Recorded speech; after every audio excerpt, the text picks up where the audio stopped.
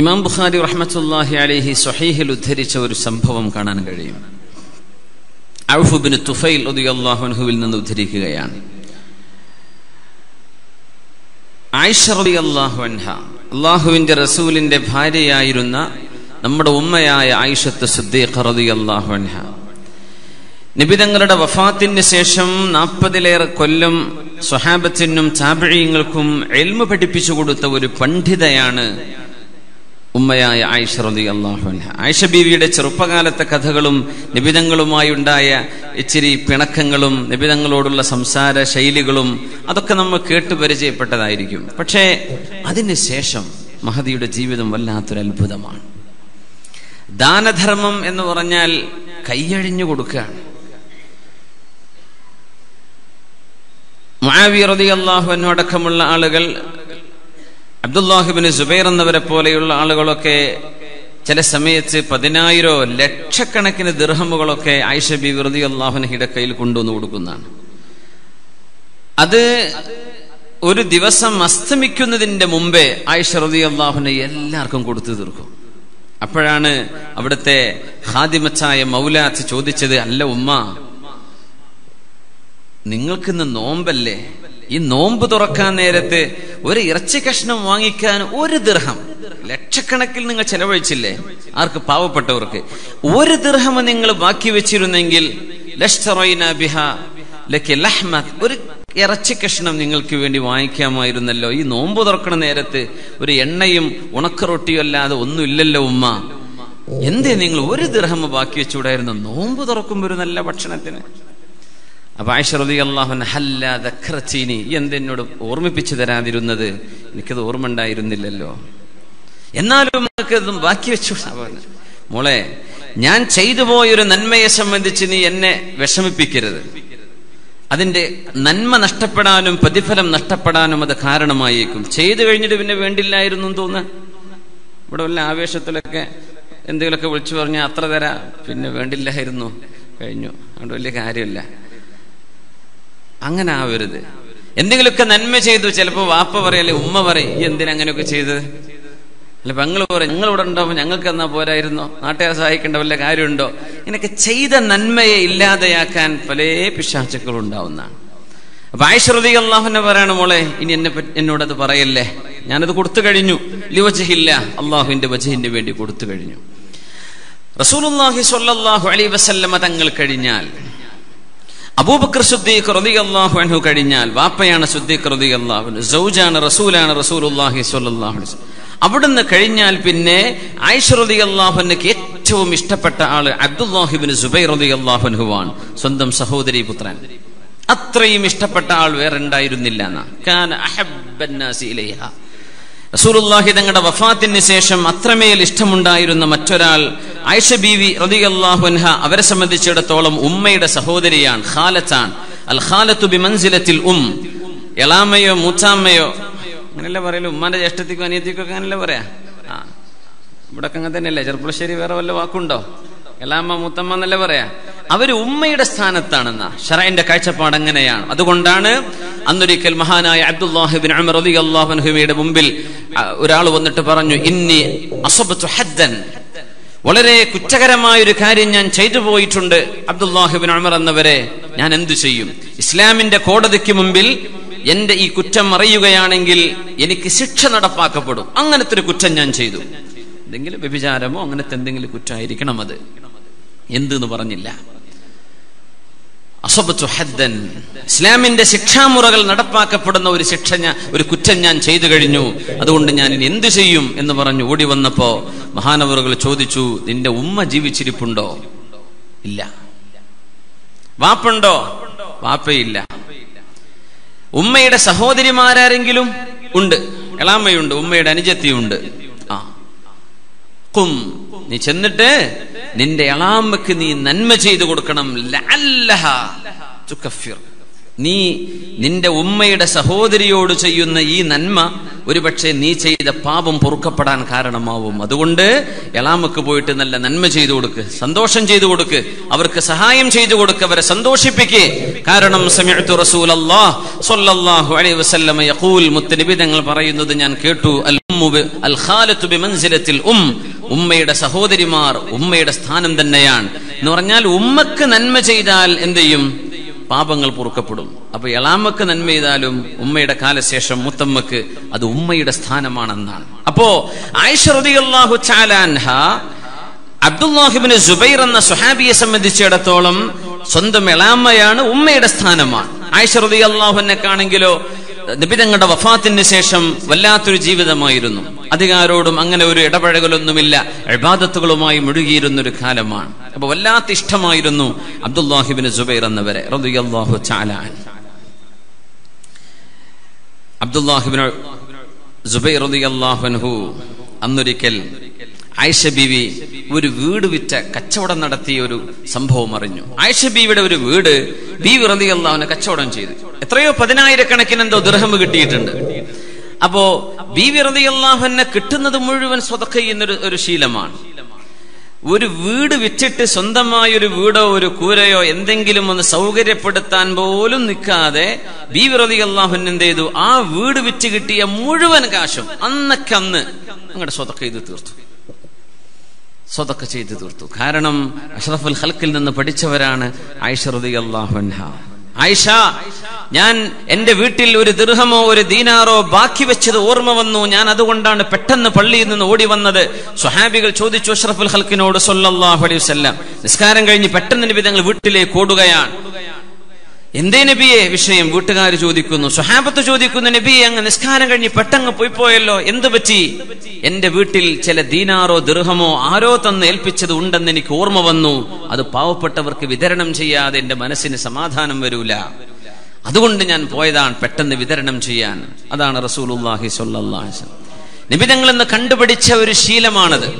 ഭർത്താവിന് ഔദാര്യശീലുണ്ടെങ്കിൽ സ്വാഭാവികമായിട്ടും ഭാര്യയ്ക്കും ഔദാര്യശീലം. ഭർത്താവ് പിഷ്കനാണെങ്കിൽ ഭാര്യ പിഷ്കത്തിയാണെങ്കിൽ എന്ത് ചെയ്യും? രണ്ടാളും അങ്ങോട്ടും ഇങ്ങോട്ടും ആ കുറഞ്ഞൊരു സ്വഭാവം പഠിച്ചെടുക്കുന്ന.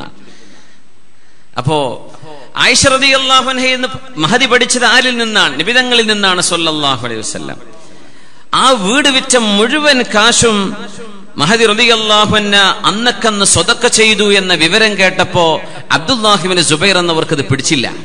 മഹാനവറുകൾ ഒരു വാക്ക് പറഞ്ഞുപോയി, വല്ലാഹി ലതൻതഹിയന്ന ഖാലതി ആയിഷ ഔ ലഅഹ്ജുറന്ന അലൈഹാ എന്ന് അബ്ദുല്ലാഹ് ഇബ്നു സുബൈർ റളിയല്ലാഹു അൻഹു, അല്ലാഹുവിനെ തന്നെയാണ് സത്യം, എന്റെ എളാമയായ ആയിഷ റളിയല്ലാഹു അൻഹ ഇതുപോലെയുള്ള പണികൾ നിർത്തിയേ പറ്റൂ, അല്ലെങ്കിൽ എന്റെ ഉമ്മയുടെ കൈ പിടിക്കാൻ ഞാൻ ഇനി മുന്നോട്ട് വരുന്നു, എന്റെ ഉമ്മയുടെ ആയിഷ ബീവിയുടെ കൈ ഞാൻ പിടിച്ചു വെക്കും, ഉമ്മ ഇങ്ങനെ എല്ലാം കൊടുത്തു തീർത്താൽ ഉമ്മക്ക് വല്ലതും ഉണ്ടാകുമോ എന്ന് വളരെ വ്യസനത്തോടുകൂടെ അബ്ദുല്ലാഹ് ഇബ്നു സുബൈർ റളിയല്ലാഹു അൻഹു പറഞ്ഞ വാക്കിതാണ്. ഇമാം ബുഖാരി തങ്ങൾ ഉദ്ധരിച്ച സംഭവമാണിത്. വല്ലാഹി, അല്ലാഹുവിനെ തന്നെയാണ് സത്യം, ലതൻതഹിയന്ന ഖാലതി ആയിഷ, എന്റെ എളാമയായ ആയിഷ റളിയല്ലാഹു അൻഹ ഇത് നിർത്തിയേ പറ്റൂ, ഇങ്ങനെ കൊടുത്തു തീർക്കുന്ന ഏർപ്പാട്, ഒന്നും ബാക്കി വെക്കാതെ എല്ലാം പാവപ്പെട്ടവർക്ക് കൊടുക്കുന്ന ഈ രീതി, എന്തെങ്കിലും ഒന്ന് മിച്ചം വെക്കണ്ടേ? ഔ ലഅഹ്ജുറന്ന അലൈഹാ, അല്ലെങ്കിൽ അവരുടെ കൈ ഞാൻ പിടിച്ചു വെക്കും. അതൊരു വല്ലാത്ത വാക്കായി പോയി. ആയിഷ ബീബി റളിയല്ലാഹു അൻഹ ചോദിച്ചു, എന്റെ പ്രിയങ്കരനായ എന്റെ സഹോദരിയുടെ മോൻ അബ്ദുല്ലാഹ് ഇബ്നു സുബൈർ അങ്ങനെ പറഞ്ഞോ? അങ്ങനെ പറഞ്ഞു. ലാ ഉകല്ലിമു ഇബ്നു സുബൈർ അബദാ, ഇനി ഒരിക്കലും ഞാൻ ഇബ്നു സുബൈറിനോട്, അബ്ദുല്ലാഹ് ഇബ്നു സുബൈറിനോട് മിണ്ടുകയേ ഇല്ല. ആയിഷ റളിയല്ലാഹു അൻഹ നേർച്ച ചെയ്തു, ഞാൻ മിണ്ടൂല. അതിനെ സംബന്ധിച്ച് മഹാനായ അല്ലാമ ഇബ്നു ഹജർ റഹ്മത്തുള്ളാഹി അലൈഹി ഹദീസിനെ വ്യാഖ്യാനിച്ചുകൊണ്ട് പറഞ്ഞു, ആയിഷ ബീവി അങ്ങനെ ഒരു തീരുമാനമെടുക്കാൻ കാരണം എന്തേ? സ്വന്തം സഹോദരി പുത്രനോട് ഞാൻ ഇനി മിണ്ടൂല, ഞാൻ ഇനി മിണ്ടുകയില്ല. വല്ലാഹി വല്ലാഹി ലാ ഉകല്ലിമു ഇബ്നു സുബൈർ അബദാ, ഇബ്നു സുബൈറിനോട് ഞാൻ ഇനി കാലം മുഴുവനും മിണ്ടുകയേ ഇല്ല, ഇനി ഞാൻ മിണ്ടൂല എന്ന് പറഞ്ഞു. അങ്ങനെ പറയാൻ മാത്രം പിണക്കം എന്തുണ്ടായി? അങ്ങനെ ഒരാൾക്ക് പറയാൻ പറ്റുമോ മറ്റൊരാളോട്? ലാ യഹ്ജുർ, ഒരു മുസ്ലിമായ മനുഷ്യനും തന്റെ കൂട്ടുകാരനോട് 3 ദിവസത്തിലേറെ പിണങ്ങി നിൽക്കാൻ പാടില്ലെന്നല്ലേ പറഞ്ഞത്? പിന്നെ എങ്ങനെയാണ് ആയിഷ റളിയല്ലാഹു അൻഹ ഇനി ഒരിക്കലും ഞാൻ അവനോട് മിണ്ടുകയില്ല എന്ന് പറഞ്ഞു? ഒരു വാക്കാണ് വിഷയം, ഒരൊറ്റ സെന്റൻസ്. വല്ലാഹി ലതൻതഹിയന്ന ഖാലതി ആയിഷ ഔ ലഅഹ്ജുറന്ന അലൈഹാ, ഒന്നുകിൽ ആയിഷ ബീവി നിർത്തണം, അല്ലെങ്കിൽ ഞാൻ അവരുടെ കൈ പിടിച്ചു വെക്കും. കാരണം ഒരു ഉമ്മയോട് മോനത് പറയാൻ പാടില്ലല്ലോ. ഞാൻ അവന് ഉമ്മയല്ലേ, ഒരു ഉമ്മയോട് കാണിക്കേണ്ട അദബ് ആ വാക്കിൽ വന്നില്ലല്ലോ. അതാണ് ആയിഷ ബീവിയെ വിഷമിപ്പിച്ചത് റളിയല്ലാഹു അൻഹാ. വാപ്പമാരോട്, ഉമ്മമാരോട്, പിതാവിനോട്, മുതിർന്നവരോട് സംസാരിക്കുമ്പോൾ സംസാരത്തിന്റെ ആ വാക്കുകളിൽ വരുന്ന ചില പിഴവുകൾ നമ്മളൊന്നും ഒരു പക്ഷെ ശ്രദ്ധിക്കാതെ പലതും പറയും, പിന്നെ സോറി എന്ന് പറയും.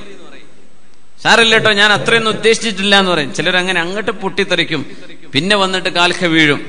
അങ്ങനെയൊക്കെ ചില പെണ്ണുങ്ങളൊക്കെ ഉണ്ടാവും, കുറച്ച് പ്രായമുള്ളവരൊക്കെ. എന്തെങ്കിലൊക്കെ പറയാ, പിന്നെന്ത് ചെയ്യാ, പിന്നെ ഇങ്ങനെ ഇരുന്ന് ആലോചിക്കുക, എന്തിപ്പോ ഞാനാ പറഞ്ഞത്. ചില കല്യാണമൊക്കെ പോയി കൊളാക്കി വരുവേ, അവിടെ ആകെ പ്രശ്നമാക്കിയിട്ട് ഏതെങ്കിലും സദസ്സിൽ ചെന്ന് അവിടെ ചെന്നിട്ട് ആകെ പ്രശ്നമാക്കും, ഒന്നും ഉണ്ടാവില്ല. ബഹുമാനപ്പെട്ട സയ്യിദ് റഷീദ് അലി ശിഹാബ് തങ്ങൾ അവറുകൾ നമ്മുടെ ഈ പരിപാടിയുടെ ഔപചാരിക ഉദ്ഘാടന കർമ്മം നിർവഹിക്കാൻ വേണ്ടി ഇവിടെ എത്തിയിരിക്കുകയാണ്. അല്ലാഹു അക്ബർ, അല്ലാഹു അക്ബർ, അല്ലാഹു അക്ബർ, അല്ലാഹു അക്ബർ.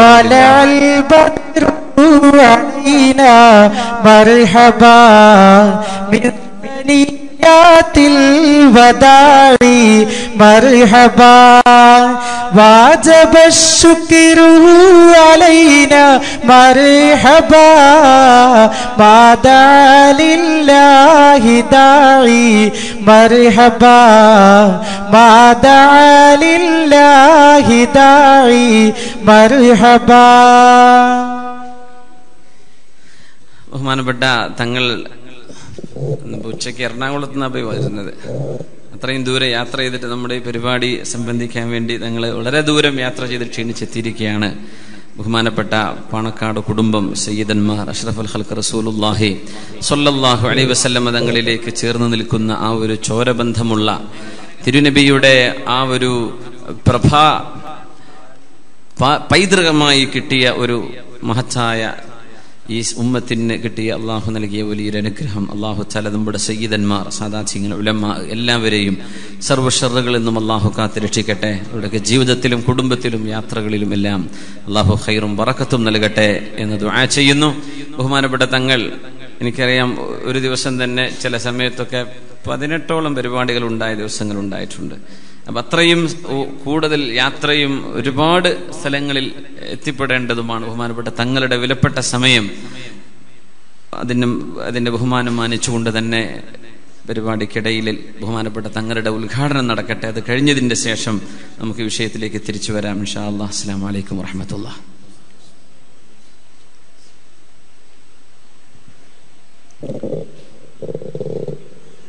അസ്സലാമു അലൈക്കും വറഹ്മത്തുള്ളാഹി വബറകാതുഹു. ബിസ്മില്ലാഹിർ റഹ്മാനിർ റഹീം. അൽഹംദുലില്ലാഹി റബ്ബിൽ ആലമീൻ. അസ്സലാത്തു വസ്സലാമു അലാ സയ്യിദിനാ മുഹമ്മദിൻ വഅലാ ആലിഹി വഅസ്ഹാബിഹി അജ്മഈൻ.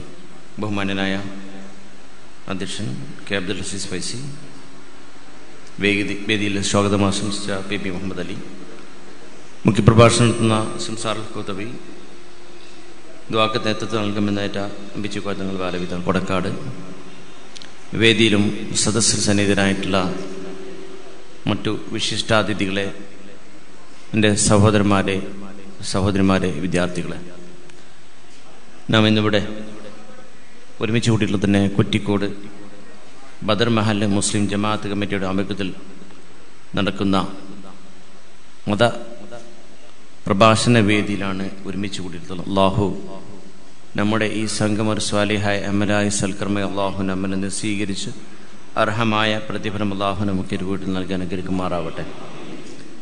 നമ്മിൽപ്പെട്ട പല വ്യക്തിത്വങ്ങളും നമ്മിൽ നിന്ന് മൺമറഞ്ഞു പോയിട്ടുണ്ട്. അള്ളാഹു അവർക്കെല്ലാവർക്കും മഗ്ഫിറത്തും റഹ്മത്തും നൽകി അനുഗ്രഹിക്കട്ടെ. പല ആളുകളും അസുഖബാധിതരുമാണ്. അള്ളാഹു അവർക്ക് ശിഫ നൽകുമാറാവട്ടെ. ധാരാളം ആളുകളുടെ സഹായ സഹകരണങ്ങൾ കൊണ്ടാണ് നമ്മുടെ പള്ളിയും മദ്രസയും അതേപോലെ ഇത്തരം പ്രഭാഷണ വേദികളിലൊക്കെ നടന്നു വരുന്നു. അള്ളാഹു ഇതിനു വേണ്ടി സഹായിക്കുന്ന, സഹകരിക്കുന്ന, പ്രവർത്തിക്കുന്ന എല്ലാ മാന്യ വ്യക്തികൾക്കും ഇരുവീട്ടിലും അർഹമായ പ്രതിഫലം നൽകാൻ അനുഗ്രഹിക്കുമാറാവട്ടെ. അവരുടെയൊക്കെ ജോലിയിലും കച്ചവടത്തിലും നാഥൻ ഖൈറും ബർക്കത്തും പ്രദാനം ചെയ്യുമാറാവട്ടെ. നമ്മുടെ മക്കളൊക്കെ ഖൈറായ സ്വാലിഹായ മക്കളാക്കി ഇസ്ലാമിൻ്റെ മൂല്യങ്ങൾക്ക് വിലമതിച്ചുകൊണ്ട് ജീവിക്കുന്ന ഒരു സമൂഹമായി വളർത്താൻ നമുക്ക് ഇത്തരം പ്രവർത്തനങ്ങൾ കൊണ്ട് സാധ്യമാവട്ടെ എന്ന് ആമുഖമായി പ്രാർത്ഥിക്കുകയാണ്. ഇന്നത്തെ ഈ കാലഘട്ടത്തിൽ ഏറ്റവും അതിപ്രധാനമായ തന്നെ ഇസ്ലാമിക മൂല്യങ്ങൾക്ക് വിലമതിച്ചുകൊണ്ട് ജീവിക്കുന്ന ഒരു ഉത്തമ ബോധമുള്ള ഒരു സമൂഹത്തെ വാർത്തെടുക്കാൻ വേണ്ടിയുള്ള പ്രവർത്തനമാണ് നാം നടത്തി വരുന്നത്.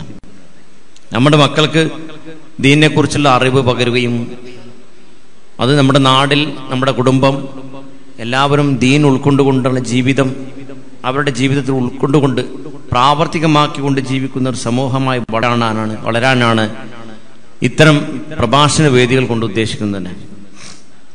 നമ്മുടെ പള്ളി, നമ്മുടെ മഹല്ല്, നമ്മുടെ മദ്രസ, നമ്മുടെ മക്കൾ, നമ്മുടെ കുടുംബം, നമ്മുടെ മഹലിലുള്ള ഓരോ വ്യക്തിയിലെ കുടുംബജീവിതം, ആ കുടുംബജീവിതത്തിലൊക്കെ ഇസ്ലാമിൻ്റെ സ്വാധീനം ഉണ്ടാവണം. ഇസ്ലാമിൻ്റെ മൂല്യങ്ങൾക്കായിരിക്കണം എന്നും വിലമതിക്കേണ്ടത്. അനിസ്ലാമിക പ്രവണതകൾ നമ്മുടെ ജീവിതത്തിൽ നിന്ന് പാടെ തുടച്ചു നീക്കിക്കൊണ്ട് നിർമ്മാർജ്ജനം ചെയ്തുകൊണ്ട് അള്ളാഹുവിന് ഇഷ്ടപ്പെട്ട രീതിയിൽ അള്ളാഹു കൽപ്പിച്ച മാർഗത്തിൽ അള്ളാഹു കാണിച്ചു തന്ന ആ വഴിയിലൂടെ അള്ളാഹുവിൻ്റെ പ്രവാചകനായ മുത്ത് മുഹമ്മദ് മുസ്തഫ നബി സല്ലല്ലാഹു അലൈഹി വസല്ലമയുടെ ചര്യ പിൻപറ്റിക്കൊണ്ട് ജീവിക്കുന്ന ഒരു സമൂഹമായി വളരണമെന്നുള്ളതാണ്. ഇന്നത്തെ ഈ ആധുനിക സാങ്കേതിക സൗകര്യങ്ങൾ ലഭ്യമാകുന്ന കാലഘട്ടത്തിൽ നമ്മുടെ മക്കൾ വഴി തെറ്റുന്ന ഒരവസ്ഥയിലേക്ക് നീങ്ങിക്കൊണ്ടിരിക്കുകയാണ്. നമ്മുടെ മക്കൾക്ക് നേരായ മാർഗം കാണിച്ചു കൊടുക്കണം. മക്കൾ പഠിക്കുന്ന കാലത്ത് ഒരു പക്ഷേ ചിലപ്പോൾ കമ്പ്യൂട്ടറോ അല്ലെങ്കിൽ യുഗം ഉണ്ടാവില്ല. അതിനുശേഷം കമ്പ്യൂട്ടർ വന്നു. ആ കമ്പ്യൂട്ടറിലൂടെ അല്ലെങ്കിൽ മൊബൈൽ ഫോണിലൂടെ, സ്മാർട്ട് ഫോണിലൂടെ, അല്ലെങ്കിൽ മറ്റ് പല വഴി രീതിയിലൂടെ തെറ്റായ രീതിയിലേക്ക് ചലിച്ചുകൊണ്ടിരിക്കുന്ന സമൂഹത്തെ നേരായ മാർഗത്തിൽ കൊണ്ടുവരാൻ ഇത്തരം പ്രഭാഷണ വേദികളാണ് നമുക്ക് ഏറ്റവും അഭികാമ്യം, ഏറ്റവും ഉത്തമം. അതിലൂടെ നമ്മുടെ മക്കൾക്ക് നേരായ മാർഗം കാണിച്ചു കൊണ്ടുപോകാൻ ഇത്തരം പ്രഭാഷണ വേദികൾ കൊണ്ട് നമുക്ക് സാധ്യമാവട്ടെ എന്ന് ഈ വൈകിയ വേളയിൽ പ്രാർത്ഥിച്ചുകൊണ്ട് ഈ പരിപാടിയുടെ ഔപചാരിക ഉദ്ഘാടന ക്രമം നാഥന്റെ നാമത്തിൽ ബിസ്മില്ലാഹിർ റഹ്മാനിർ റഹീം എന്ന വാക്യം ഉച്ചരിച്ചുകൊണ്ട് ഞാൻ നിർവചനം പ്രഖ്യാപിക്കുന്നു. ആഖിറു ദഅവാനാ അൽഹംദുലില്ലാഹി റബ്ബിൽ ആലമീൻ. അസ്സലാമു അലൈക്കും വറഹ്മത്തുള്ളാഹി വബറകാതുഹു.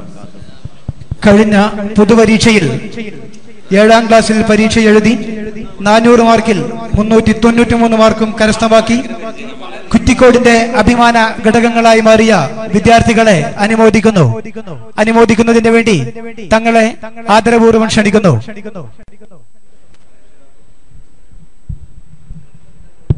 വിദ്യാർത്ഥികളുടെ രക്ഷിതാക്കൾ സദസ്സിലേക്ക് വരണമെന്ന് അറിയിക്കുന്നു.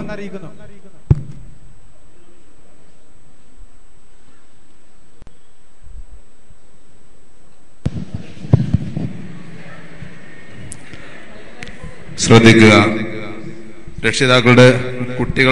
രക്ഷിതാക്കളെയാണ് വിളിക്കുന്നത്. മിർഷബ ഷെറിൻ മുഹമ്മദ് ബഷീർ, ആ കുട്ടിയുടെ പിതാവ് മുഹമ്മദ് ബഷീർ വന്ന് അത് ഏറ്റുവാങ്ങും. അതുപോലെ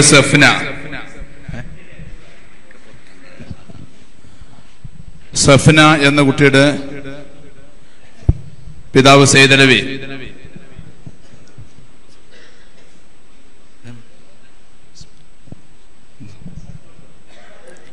റഹീമ എന്ന കുട്ടിയുടെ പിതാവ് മുഹമ്മദ്,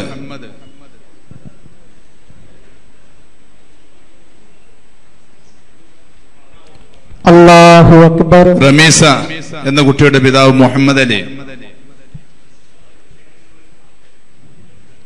അല്ലാഹു അക്ബർ. റമീസ. അടുത്ത മുനവ്വിറ, അല്ലാഹു അക്ബർ. അപ്പോ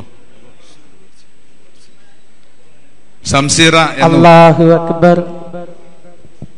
7ാം ക്ലാസ്സിൽ 5ാം ക്ലാസ്സിൽ റിഹാന എന്ന കുട്ടിയുടെ രക്ഷിതാവ്.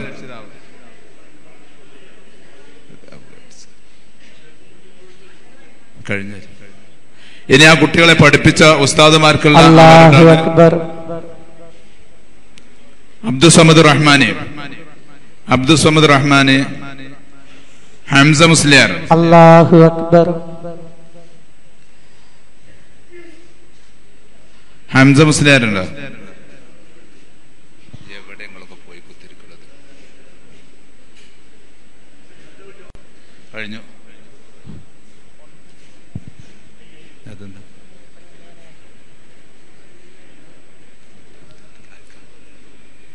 ബഹുമാനപ്പെട്ട അല്ലാഹു അക്ബർ ശംസാറുൽ ഹഖ് ഉസ്താദ് അവർക്ക് കമ്മിറ്റിയുടെ വക ഒരു ഉപഹാരം അതും ബഹുമാനപ്പെട്ട തങ്ങൾ നൽകുന്നതാണ്.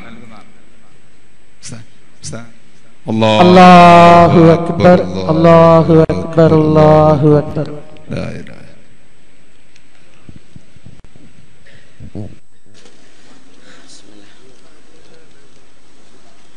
അൽഹംദുലില്ലാഹ്, അല്ലാഹു തആല അത് സ്വീകരിക്കട്ടെ. ആമീൻ യാ റബ്ബൽ ആലമീൻ. റസൂലുള്ളാഹി സ്വല്ലല്ലാഹു അലൈഹി വസല്ലം തങ്ങളുടെ ആ ഒരു ചോരബന്ധത്തിൽ നിന്ന് പാണക്കാട് മർഹൂം സയ്യിദ് ഉമർ അലി ശിഹാബ് തങ്ങളുടെ അഭ്യന്തരായ പുത്ര സയ്യിദ് റഷീദ് അലി ശിഹാബ് തങ്ങൾ പരിപാടി ഉദ്ഘാടനം ചെയ്ത് വളരെ സന്തോഷകരമാക്കിയിരിക്കുന്നു. അല്ലാഹു തആലയുടെ യാത്രയിലും പ്രവർത്തനങ്ങളിലും അവരുടെ എല്ലാ സംരംഭങ്ങളിലും സർവശക്തനായ അല്ലാഹു അനുഗ്രഹങ്ങൾ ചെയ്യട്ടെ. ആമീൻ യാ റബ്ബൽ ആലമീൻ. മഹാനായ ഇബ്നു ഹജർ റഹ്മത്തുള്ളാഹി അലൈഹി ആയിഷ റളിയല്ലാഹു തആല അൻഹ അബ്ദുല്ലാഹി ഇബ്നു സുബൈർ എന്നവരോട് എടുത്ത ഈ ഒരു കടുത്ത സമീപനം ശരിയാണോ, എന്തുകൊണ്ട് ബീവി റളിയല്ലാഹു അൻഹ അങ്ങനെ പറഞ്ഞു എന്നൊന്ന് ചർച്ച ചെയ്തിട്ടുണ്ട്. കാരണം ഒരു വാക്ക് പറയുമ്പോൾ ഞാൻ ജീവിതകാലം മുഴുവൻ നിന്നോട് മിണ്ടൂല എന്നൊക്കെ പറയാൻ മാത്രം എന്തുകൊണ്ട് അങ്ങനെ ബീവി പറഞ്ഞു റളിയല്ലാഹു അൻഹ? അതിന് മഹാനായ ഇബ്നു ഹജർ റഹ്മത്തുള്ളാഹി അലൈഹി അതിന് കാരണം പറയുന്നത്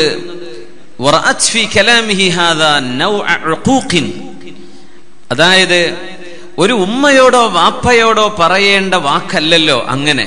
ഞാൻ പിടിച്ചു വെക്കും, ഇതൊക്കെ എന്റെ ഉമ്മ നിർത്തിയേ പറ്റൂ എന്നൊക്കെ ഒരു മോൻ അത്രക്കങ്ങ് പറയാവതാണോ? അത് ഉമ്മയോടോ ഉപ്പയോടോ കാണിക്കുന്ന അനാദരവിന് തുല്യമല്ലയോ?